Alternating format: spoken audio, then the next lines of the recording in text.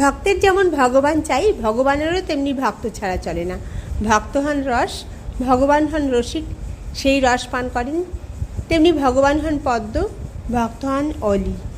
ভক্ত পদ্মের মধু খান, ভগবান নিজের মাধুর্য আস্বাদন করবার জন্যেই দুটি হয়েছেন, প্রভু আর দাস, মা আর ছেলে, প্রিয় আর প্রিয়া।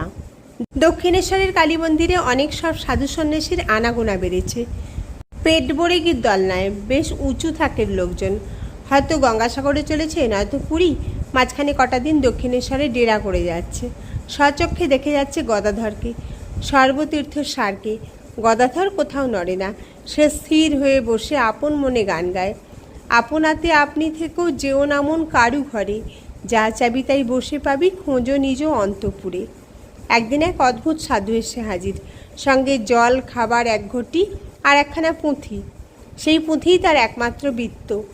রোজ ফুল দিয়ে তাকে পুজো করে, আর সময় নেই অসময় নেই থেকে থেকে তাকে পড়ে এক মনে। কি আছে তোমার বইয়ে, দেখতে পারি? গদাধর একদিন তাকে চেপে ধরল। দেখল সে বই।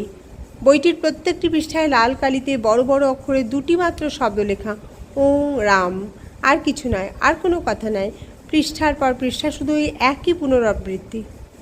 কি হবে একগাদা বই পড়ে, আর কথাই বা আর আছে কি?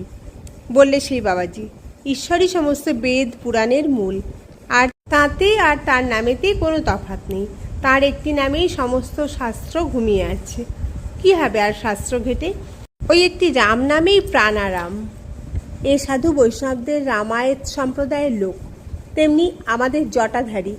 গদাধরের তন্ত্রশুদ্ধ হওয়ার পর 1279 সালে চলে এসছে ঘুরতে।